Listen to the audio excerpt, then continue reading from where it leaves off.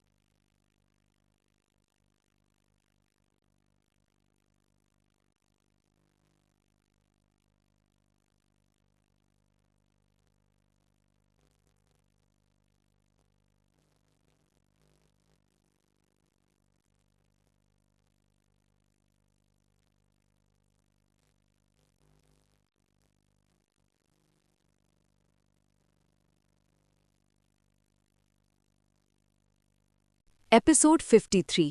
आयरा का गोयन का मेंशन आना, बदजुबान लड़की, नफरत। त्रेहान जी की इस हरकत पर रिव्यांश की एक भौं ऊपर उठ गई।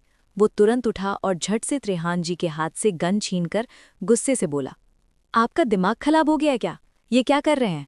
आपको अचानक से मेरी शादी का कौन सा शौक चढ़ गया है? आपको लगता है वो मुझसे शादी करेगी? तभी त्रेहान जी बीच में बोले, अगर वो शादी नहीं करेगी तो तुम उसे किडनैप करके शादी कर लो। डोंट वरी, पंडित का इंतजाम हम कर देंगे। तुम्हें बस उसके साथ 7 फेरे लेने हैं। अगर 7 फेरे नहीं भी लोगे तब भी चलेगा। बस 4 फेरे ले लेना और उसके गले में फांसी का फंदा पहना देना। तुम्हें बस इतना ही करना है, आगे हम देख लेंगे। ये सुनकर रिव्यांश ने कस के अपने हाथों की मुट्ठियां बंद कर ली। उसकी आंखों के सामने आयरा का चेहरा घूमने लगा। वो उसे पसंद करता था, इसलिए उसे हर्ट करना नहीं चाहता था। रिव्यांश को किसी से कोई फर्क नहीं पड़ता था, लेकिन वो पहली बार आयरा के बारे में सोचकर अपने डैड को मना कर रहा था, वरना आज से पहले त्रेहान ओबरॉय की बात उसके लिए पत्थर की लकीर थी। रिव्यांश ने एक गहरी सांस भरी और बिना किसी एक्सप्रेशन के कहा, ओके, अगर आप यही चाहते हैं तो यही सही, लेकिन अब आप ऐसी कोई भी हरकत नहीं करेंगे। त्रेहान जी ने गहरी स्माइल के साथ अपने हाथ ऊपर उठाए और जल्दी से कहा, ओके, आई सरेंडर्ड। उनका जवाब सुनकर और हरकत देखकर रिव्यांश ने सर हिला दिया। उसने त्रेहान जी का हाथ पकड़ा और उन्हें लेकर उनके रूम में चला गया। इस वक्त उन्हें वाइन चढ़ गई थी, इसलिए रिव्यांश उन्हें उनके रूम में सुलाकर आ रहा था। अगली सुबह गोयन का मैंशन। दादा दादी, नीतेश जी, आशीष, हर्ष और कशिश सब डाइनिंग एरिया में बैठे थे। हर्ष कल रात से गोयन का मैंशन में ही था। नीतेश जी को हर्षवर्धन जी ने हर्ष के साथ जो किया उसके बारे में पता चल गया था और उसके बाद वो हर्ष और कशिश को यहीं ले आए थे। नीतेश जी के फेस पर एक भी एक्सप्रेशन नहीं थे। वो आराम से अपना ब्रेकफास्ट कर रहे थे। इनफैक्ट वहां बैठे लोगों में से किसी के चेहरे पर भी कल जो कुछ हुआ उसका कोई गिल्ट, दुख, दर्द कुछ नहीं था। सब आराम से अपना ब्रेकफास्ट कर रहे थे। ठीक उसी वक्त उन सब के कानों में किसी की आवाज़ पड़ी। क्या बात है, सुबह सुबह तुम सबके गले से खाना बहुत अच्छे से उतर रहा है। मुझे तो लगा था कि अब तक तुम सब मातम मनाने की तैयारी में लग गए होगे, लेकिन आप सब तो यहाँ आराम से अपना ब्रेकफास्ट एंजॉय कर रहे हो। हाँ, वैसे अभी जो कुछ होने वाला है उसे सहने के लिए तुम सबको एनर्जी की ज़रूरत होगी, जिसके लिए खाना ज़रूरी है। इस आवाज़ को सुनते ही सबने सर घुमा डोर की तरफ देखा, जहां Aira black top with black jeans पहने एटीट्यूड से खड़ी उन्हें देखकर मुस्कुरा रही थी। लेकिन उसकी मुस्कुराहट में कोई खुशी नहीं, बल्कि अजीब सी सनसनी थी, जिसे देखकर एक पल लिए वहां बैठे सारे लोग चौंक गए। आयरा को देखते ही नीतेश गोयनका गुस्से से बोले, आयरा, तुम यहाँ क्या कर रही हो? निकल जाओ हमारे घर से। तुम दोनों माँ बेटी के लिए अब हमारे घर में कोई जगह नहीं है। आई एम श्योर तुम्हें कोई घर नहीं मिला होगा, इसलिए ही तुम वापस आ गई हो और वापस आकर माफ़ी मांगने की बजाय अपनी फालतू की बकवास किए जा रही हो। अगर तुम अभी भी हमसे घुटनों पर बैठकर माफ़ी मांगो तो शायद हम तुम्हें माफ़ कर दें और दोनों माँ बेटी को अपने घर का कोई कोना रहने के लिए दे दें। ये कहते हुए वो एक्साइटमेंट के साथ डोर की तरफ देख रहे थे। उनकी नज़रें अंशिका जी को देखने के लिए बेताब हो रही थीं। उनकी बात सुनकर आयरा के होठों के कोने तिरछे मुड़ गए, तो वहीं हर्ष हैरानी के साथ नीतेश जी को देख रहा था। उसे आयरा और अंशिका जी के चले जाने के बारे में नहीं पता था। उसे इस चीज़ के बारे में किसी ने नहीं बताया। दादा दादी, आशीष गुस्से से आयरा को देख रहे थे। उन्हें अपने सामने खड़ी लड़की से और भी ज्यादा नफरत हो रही थी, क्योंकि इसी की वजह से तो अंशिका जी घर छोड़कर चली गई थी। दादी को आयरा पर बहुत तेज गुस्सा आ रहा था। ये लड़की कल इनके इतने रिक्वेस्ट करने पर भी नहीं रुकी थी, फिर अब यहाँ क्या करने आई है? उन्होंने मन ही मन सोचा और नफरत से आयरा को देखने लगी। आयरा शैतानी तरीके से मुस्कुराते हुए उन सब के पास आई और अपने हाथ में पकड़ी फाइल को डाइनिंग टेबल पर रखकर किसी क्वीन की तरह सोफे पर बैठ गई। उसने अपने दोनों हाथों को अपने सर के पीछे लगाए और सर टिका आंखें बंद कर ठंडी आवाज में बोली, घटिया गोयन का, बहुत अच्छी गलतफहमी पाल रखी है तुमने और तुम्हारे इस सो कॉल्ड परिवार ने। तुमसे माफ़ी मांगने से अच्छा मैं मर जाऊं। तुमसे माफ़ी तो मेरी जूती भी न मांगे। अब जल्दी से इन पेपर्स पर साइन करो। मना करने का सोचना भी मत, वरना जो धमाका होगा वो तुम सब सहन नहीं कर पाओगे। ये कहते हुए उसके फेस पर अजीब सी स्माइल आ गई। डाइनिंग टेबल पर रखी फाइल को देखकर नीतेश गोयनका की भौहें चढ़ गईं। उन्होंने धीरे से फाइल को अपनी ओर खींचा, फिर कुछ पन्ने पलटे ठंडी हंसी हंसते हुए बोले, डिवोर्स पेपर्स? बोलकर उन्होंने गुस्से से लाल चेहरे से आयरा को देखा, जैसे अभी उसकी जान ले लेंगे। डिवोर्स पेपर्स का नाम सुनते ही वहां बैठे सारे लोग एकदम से हैरान रह गए।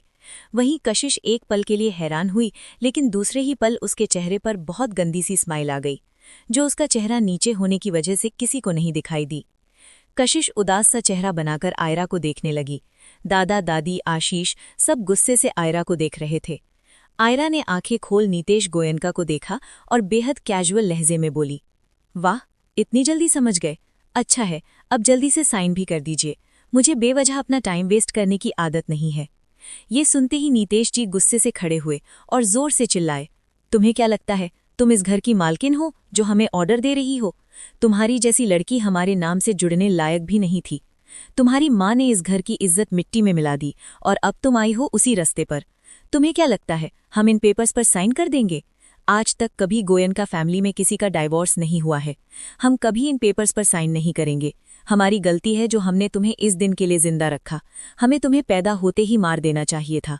ये सब कहते हुए वो गुस्से से बौखलाए हुए थे। दादी आयरा को देखते हुए नफरत से बोली, तेरे जैसी बदजुबान लड़की से तो भगवान ही बचाए। आज के लिए बस इतना ही, मिलते हैं नेक्स्ट पार्ट में। एपिसोड 54। कलिका और नितेश जी का सच दुनिया के सामने, लोगों का गुस्सा, कड़वी बातें। तुम्हारी माँ ने इस घर की इज्जत मिट्टी में मिला दी और अब तुम आई हो उसी रास्ते पर। तुम्हें क्या लगता है हम इन पेपर्स पर साइन कर देंगे? आज तक कभी गोयनका फैमिली में किसी का डाइवोर्स नहीं हुआ है। हम कभी इन पेपर्स पर साइन नहीं करेंगे। हमारी गलती है जो हमने तुम्हें इस दिन के लिए जिंदा रखा। हमें तुम्हें पैदा होते ही मार देना चाहिए था। ये सब कहते हुए वो गुस्से से बौखलाए हुए थे। दादी आयरा को देखते हुए नफरत से बोली, तेरे जैसी बदजुबान लड़की से तो भगवान ही बचाए। हमने तुझे पोती समझा था, लेकिन तुम तो नागिन निकली जिसने सब कुछ बर्बाद कर दिया। बेशर्मी की हद तो देखो, कैसे डाइवोर्स पेपर्स उठाकर यहाँ आ गई। तेरी वजह से तेरी माँ ने घर छोड़ा और अब तू हमारे घर की शांति छीनने आई है। ये सब कहते हुए उनकी नजरें डाइवोर्स पेपर्स की फाइल पर टिकी थीं। उन सब की बातें सुनकर आयरा ने ठंडी हंसी हंसते हुए कहा, वाह, क्या फैमिली है। जिस घर में इंसानियत मर चुकी हो वहां नाम का संस्कार भी रह गया होगा क्या? जहां औरत की इज्जत नहीं की जाती, उसे बांध कर रखा जाता है। पति किसी और के साथ रातें रंगीन करता हो और माँ बाप आराम से बैठकर सारा तमाशा देखते रहते हैं। वहां रिश्ते नहीं, सौदे होते हैं। और रही बात इस घर की शांति की, तो अब वो वैसे भी लौटने वाली नहीं है, क्योंकि अब यहाँ तूफान आने वाला है और उसे मैं लेकर आई हूँ। ये कहते हुए वो जोर से हंसने लगी। उसकी हंसी में बर्फ सी ठंडक थी, जैसे वो सबको यहीं बर्फ बना देगी। आयरा की बातें सुनकर हर्ष गौर से उसे देखने लगा। वहीं कशिश का चेहरा पीला पड़ गया। वो मन ही मन पैनिक करने लगी। अगर आयरा ने उसकी मॉम और नितेश जी के रिलेशन के बारे में अभी यहाँ बता दिया तो कहीं हर्ष उससे ब्रेकअप न कर ले। ये सब सोच सोचकर उसका सर दर्द से फटने लगा। दादाजी ने गुस्से से मुट्ठी भींचते हुए कहा, तुम हमें धमकी दे रही हो हमें?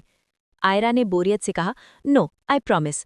बोलकर उसने नितेश जी की तरफ देखा और अजीब तरह से मुस्कुराते हुए बोली, साइन नहीं करना है, मत करो, लेकिन फिर जो होगा उसकी रिस्पॉन्सिबिलिटी मेरी नहीं होगी, क्योंकि अब खेल शुरू हो चुका है और प्यादे तुम सब हो। ये सुनते ही नितेश जी गुस्से से बोले, ओ प्लीज, ये कोई फिल्म नहीं चल रही यहाँ। तुम्हारे जैसे लोगों की औकात नहीं है गोयनका से टक्कर लेने की। आयरा की स्माइल और भी ज्यादा गहरी हो गई। उसने अपना फोन निकाल किसी को मैसेज किया और फिर फोन ऑफ करके अजीब तरह से गुनगुनाने लगी। वो सोफे पर अपने एक हाथ की उंगलियों से टैप कर रही थी, जिससे वहां का माहौल और भी ज्यादा ठंडा हो गया। सब गुस्से से आयरा को देख रहे थे। उन्हें लग रहा था कि आयरा कुछ नहीं करने वाली है। आफ्टर ऑल 17 साल की लड़की क्या ही कर सकती है। लेकिन अभी उन्हें अलीशा की पावर का कोई आइडिया नहीं था। तकरीबन 10 मिनट बाद बाहर अचानक से बहुत सारे लोगों की आवाजें पड़ी।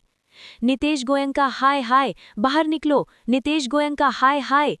बाहर से आ रही आवाज को सुनकर सब एक पल के लिए हैरान रह गए। आयरा के होठों की स्माइल और भी ज्यादा गहरी हो गई। उसने हल्का सा सर टेढ़ा कर बाहर देखा, जहां बहुत सारे लोगों की भीड़ के साथ मीडिया वाले गेट से अंदर आने की कोशिश कर रहे थे, लेकिन गार्ड्स ने उन्हें रोक कर रखा हुआ था। अभी कोई कुछ समझ पाता उससे पहले ही सबके फोन में एक के बाद एक नोटिफिकेशन आने लगे, जिससे सब एकदम से चौंक गए। हर्ष ने जल्दी से अपना फोन उठा, आ रहे नोटिफिकेशन को चेक किया और अगले ही पल उसके फेस एक्सप्रेशन एकदम से बदल गए। वो शॉक्ड होकर अपने फोन को देख रहा था, जिसमें एक वीडियो वायरल हुआ था और वही वीडियो चल रहा था। वो वीडियो होटल रूम का था, जिसमें नितेश गोयनका और कालिंदी सिन्हा दी दूसरे की बाहों में नेकेड सो रहे थे और दोनों एक दूसरे को किस कर रहे थे। उन दोनों के कपड़े बेड से नीचे पड़े थे और दोनों पर पतली सी व्हाइट ब्लैंकेट पड़ी थी। न्यूज़ को देखते ही हर्ष के होश उड़ गए थे। उसने कभी नहीं सोचा था कि वो अपनी लाइफ में ऐसा कुछ भी देखेगा। उसने धीरे से नजरें उठा हैरानी भरी नजरों से नितेश जी को देखा, जो सवालिया नजरों से उसे ही देख रहे थे। अभी तक हर्ष के अलावा किसी ने अपने फोन चेक नहीं किए थे, इसलिए उन सबको नहीं पता था कि आखिर हो क्या रहा है। लेकिन हर्ष के फेस एक्सप्रेशन देखकर सबको इतना तो समझ आ गया था कि हर्ष ने जरूर ऐसा कुछ देखा है जो गहरा सदमा लगने वाला है। ठीक उसी वक्त एक गार्ड भागते हुए अंदर आया और जल्दी से बोला, सर जल्दी बाहर चलिए, वरना वो सारे लोग गेट तोड़कर अंदर आ जाएंगे, सब बहुत ज्यादा गुस्से में हैं, वो सब मार डालेंगे। ये कहते हुए वो गार्ड बहुत घबराया हुआ था। उसकी बात सुनकर सब शॉक्ड नजरों से उसे देखने लगे, लेकिन अगले ही पल सब खड़े हुए और तुरंत बाहर आ गए। सामने का नज़ारा देखते ही वो एकदम से फ्रीज हो गए, उनका माइंड ब्लैंक हो गया। बाहर सैकड़ों लोगों की भीड़ जमा थी। हर किसी के फोन में वही वायरल वीडियो चल रहा था, नितेश गोयंका और कालिंदी सिन्हा की गिरी हुई हरकतों का, जिसे देखकर हर कोई शॉक्ड था, गुस्से में था। नितेश गोयंका बहुत बड़े चैरिटी पर्सन हैं और उनका इस तरह वीडियो वायरल होना कोई नॉर्मल बात नहीं है। जो औरतें नितेश गोयंका को रिस्पेक्ट की नज़रों से देखती थीं, आज इस वीडियो को देखने के बाद सबको उनसे नफरत हो रही थी। हर कोई नितेश गोयंका और कालिका सिन्हा को गालियां दे रहा था। मीडिया, रिपोर्टर्स के साथ एनजीओ वाले भी लोगों की भीड़ में शामिल थे। सबकी नज़रें जैसे ही सामने खड़ी गोयंका फैमिली पर पड़ी तो सब गुस्से से भड़क उठे। एक रिपोर्टर घिन भरी नज़रों से नितेश जी को देखते हुए बोला, मिस्टर नितेश गोयंका, आप विमेन एम्पावरमेंट के लेक्चर देते हो, क्या यही है आपका रियल फेस? अपनी बीवी को छोड़कर अपनी दोस्त की वाइफ के साथ अफेयर? शर्म नहीं आई ऐसी हरकतें करते हुए? आप जैसे चैरिटी पर्सन से हमें इतनी घटिया हरकतों की जरा सी भी उम्मीद नहीं थी। आप सच में वाहियात गिरे हुए इंसान हो। उस रिपोर्टर की बात सुनकर भीड़ में से लोग भी जोर से चिल्लाने लगे, Shem Shem, double face Goenka, fake संस्कार फैमिली। एक औरत गुस्से से बोली, यही आदमी जिसे सोसाइटी आइडल हस्बैंड बोलती थी, अब उसका असली चेहरा सामने आ गया है। इन लोगों के अंदर थोड़ी बहुत भी शर्म नहीं है। इससे अच्छा तो हमारे पति हैं, जो बेशक से कम कमाते हैं लेकिन किसी दूसरी औरत के साथ सोकर हमारा मजाक नहीं बनाते हैं। ये फकर मैन अपनी ही दोस्त की बीवी के साथ फकिंग गेम खेलता है। और वो कलिका सिन्हा तो इससे भी गिरी हुई औरत है, जो अपने पति के दोस्त के साथ सोकर एक औरत का घर तोड़ रही थी। छी, कितने घटिया लोग हैं इस घर के। मैं तो कहती हूँ अंशिका गोयंका और उनकी बेटी को ये घर छोड़कर चला जाना चाहिए। ऐसे डस्टबिन के साथ रहकर कहीं उन्हें एड्स ना हो जाए। ये कहते हुए उसने गुस्से से एक पत्थर उठाया और सीधा नितेश गोयंका के सर पर दे मारा। आज के लिए बस इतना ही, मिलते हैं नेक्स्ट पार्ट में। एपिसोड 55, नफरत, गुस्सा, कड़वी बातें। मैं तो कहती हूँ अंशिका गोयनका और उनकी बेटी को ये घर छोड़कर चला जाना चाहिए। ऐसे डस्टबिन के साथ रहकर कहीं उन्हें एड्स न हो जाए। ये कहते हुए उसने गुस्से से एक पत्थर उठाया और सीधा नितेश गोयनका के सर पर दे मारा। पत्थर सीधा नितेश जी के सर पर जाकर लगा। उनकी चीख निकल गई और उन्होंने तुरंत अपना सर पकड़ लिया। दादी जोर से चिल्लाई, नितेश! ये कहते हुए वो जल्दी से उनके पास आई और उनके आगे खड़ी होकर गुस्से से उस औरत को देखने लगी। दादी का गुस्सा भरा चेहरा देख वो औरत नफरत से बोली, अभी भी तेवर तो देखो इनके, कैसे हमें आंखें दिखा रही हैं। इन सब घटिया लोगों को तो डूबकर मर जाना और इस कशिश का करियर खत्म कर देना चाहिए। पहले हम अपनी बेटियों को इसके जैसा बनने के लिए इंस्पायर करते थे, बट अब भगवान से प्रे करेंगे कि हमारी बेटियां इसकी जैसी ना हो। सब कुछ पता होने के बावजूद भी कैसे बेशर्मों की तरह खड़ी हैं। इसे तो जहर खाकर मर जाना और साथ में इसकी माँ को भी। ये दोनों माँ बेटी इज्जत के नहीं, कोठे में मुजरा करने के लायक हैं। तभी एनजीओ की हेड विमला राठौर आगे आई और गुस्से से नितेश जी की तरफ देखकर बोली, सर, आप गोयनका विमेन वेलफेयर ट्रस्ट के ब्रांड एम्बेसडर हो, तो क्या यही आपका वेलफेयर है? अवार्ड्स लेते हो और पीछे ऐसी चीजें करते हो। शर्म नहीं आई आपको अपनी बीवी को धोखा देते हुए? आपकी वजह से उन्हें कितनी तकलीफ हो रही होगी। आपकी बीवी ने मिस ब्यूटी का खिताब जीता था, वो और आगे तक जाती, लेकिन शायद आपने ही उनके टैलेंट को दबा दिया। इतनी खूबसूरत बीवी होने के बाद भी अपनी दोस्त की बीवी के साथ ये सब करते हुए आपको शर्म तो बिल्कुल भी नहीं आई होगी। ये सब कहते हुए वो घिन भरी नजरों से नितेश जी को देख रही थी। सबकी बातें सुनकर नितेश जी के मुंह से एक वर्ड तक नहीं निकल रहा था। वो अपनी जगह सुन हो चुके थे। उनका माइंड कुछ रिएक्ट ही नहीं कर रहा था। उन्हें एक ही पल में अपनी इमेज, जो उन्होंने इतने सालों में बनाई थी, वो मिट्टी में मिलती हुई नजर आ रही थी। कशिश का चेहरा डर से पीला पड़ चुका था। लोगों की कड़वी बातें सुनकर उसकी आंखों से आंसू बहने लगे। वो पूरी सर से पांव तक कांप रही थी। उसने रोते हुए हर्ष को देखा, जो टोटली शॉक्ड खड़ा लोगों को देख रहा था। हर्ष के फेस एक्सप्रेशन देखकर कशिश ने रोते हुए अपने होठों को अंदर दबा लिया। उसने धीरे से हर्ष के हाथ पर अपना हाथ रखकर कहा, हर्ष। लेकिन तभी हर्ष ने गुस्से से कशिश का हाथ झटक दिया। कशिश के कदम लड़खड़ा गए और वो हैरानी से हर्ष को देखने लगी। हर्ष घिन भरी नजरों से कशिश को देखते हुए बेहद ही कोल्ड टोन में बोला, डोंट टच मी, मुझे खुद की तरह गंदा मत करो। तुम्हें सब पता था ना, फिर भी तुमने मुझसे ये सब छुपाया। डैड सही कह रहे थे, मुझे आयरा को छोड़कर तुम्हारे पीछे नहीं आना चाहिए था। आयरा घमंडी जरूर है, लेकिन तुम्हारी तरह डबल स्टैंडर्ड नहीं है। जो भी है, सामने है। ये कहते हुए वो नफरत से कशिश को देख रहा था। उसकी आंखें सुर्ख लाल हो रखी थी। हर्ष की आंखों में खुद के लिए नफरत देखकर कशिश का रोना और भी ज्यादा बढ़ गया। उसकी आंखों से पानी की तरह आंसू गिर रहे थे। हर्ष की मुंह से आयरा के लिए अच्छे वर्ड सुनकर कशिश को आयरा से और भी ज्यादा नफरत होने लगी, क्योंकि ये सब उसी की वजह से हो रहा था। दादाजी और दादी को तो अभी भी यकीन नहीं हो रहा था कि उनका बेटा इतनी गिरी हुई हरकतें कर सकता है। आशीष हैरानी से नितेश जी को देख रहा था। उसके हाथों से फोन छूटकर नीचे गिर गया। अगले ही पल आशीष की आंखों में पानी आ गया। उसकी आंखों के सामने आयरा और अंशिका जी का चेहरा घूम रहा था, जिससे उसे और भी ज्यादा गिल्ट होने लगा। उसने अपनी सगी बहन और मॉम से ज्यादा अपने डैड और कशिश पर बिलीव किया, और उसका रिजल्ट आज उसके सामने था। वहीं अंदर बैठी आयरा आराम से सबकी बातें सुन रही थी। उसके फेस की वो शैतानी स्माइल बता रहा था कि वो ये सब कितना एंजॉय कर रही है। कुछ पल बाद वो खड़ी हुई और अपने कदम बाहर की तरफ बढ़ा दिए। आयरा जैसे ही बाहर आई और लोग उसे प्यार और सिंपथी भरी नजरों से देखने लगे। आयरा ने डेविल स्माइल के साथ नितेश जी को देखा और फिर दादाजी दादी की तरफ देखकर मुस्कुराते हुए बोली, तो गोए नकाज, अब समझे, जिन संस्कार का नारा आप लगाते हो वो सिर्फ एक मास्क था। आप सब ने मेरी मॉम की इज्जत को मिट्टी में मिलाया, अब तुम्हारा नाम उसी मिट्टी में मिलेगा। बोलकर वो रुकी और कुछ पल बाद बोली, मिसेस गोयनका उर्फ बुढ़ी दादी, अब बोलो किसकी जुबान बदजुबान है, किसकी वजह से ये घर बर्बाद हुआ है? नहीं नहीं, अभी हुआ नहीं है, आगे और भी बहुत कुछ होने वाला है। बोलते हुए वो मासूम सी शक्ल बना उन दोनों को देख रही थी। आयरा की बात सुनकर दादाजी और दादी दोनों का चेहरा शर्म से लाल हो गया। उन्हें अपने बोले वर्ड्स पर बहुत ज्यादा रिग्रेट हो रहा था।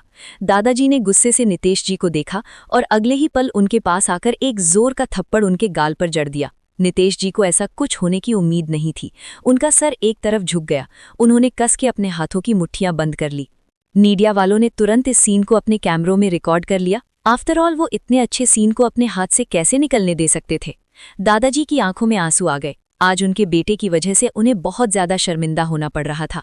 दादाजी ने एकदम से नितेश जी का कॉलर पकड़ लिया और गुस्से से बोले, क्या हमने तुम्हें इसी दिन के लिए इतना बड़ा किया था? हम हमेशा आयरा से कंप्लेन करते थे कि वो बदतमीज है, घटिया है, लेकिन सच तो आज सामने आया है। तुमने अंशिका बहू के साथ जो किया उसके बारे में तो हमें पता था, लेकिन कलिका सिन्हा के अफेयर के बारे में हमें नहीं पता था, वरना हम खुद अपने हाथों से तुम्हारे खाने में जहर मिलाकर मार देते। हमें नहीं चाहिए ऐसा बेटा जिसे किसी की शर्म ना हो। एक शादीशुदा औरत के साथ, छी, हमें तो कहने में भी शर्म आ रही है। ये कहते हुए दादाजी ने नितेश जी का कॉलर छोड़ दिया। उनका चेहरा शर्म से झुक गया और आंखों से आंसू रुकने का नाम नहीं ले रहे थे। दादाजी की बात सुनकर नितेश जी उनकी तरफ देखने लगे। तभी अचानक उनकी नजरें आयरा पर पड़ी। उनकी आंखें धीरे धीरे लाल होने लगी। इस वक्त उन्हें सबसे ज्यादा गुस्सा आयरा पर आ रहा था। आज जो कुछ भी हो रहा था वो उसी की वजह से हो रहा था। नितेश जी का मन कर रहा था कि वो अभी आयरा की जान ले लें। दादाजी रोते हुए मैंशन के अंदर चले गए। नितेश जी ने गार्ड्स की तरफ देखा और गुस्से से बोले, इन सबको हटाओ यहाँ से, मुझे ये सब यहाँ नहीं दिखने चाहिए। बोलकर वो जैसे ही अंदर जाने को होते हैं तभी आयरा उनके सामने आ गई। आज के लिए बस इतना ही, मिलते हैं नेक्स्ट पार्ट में।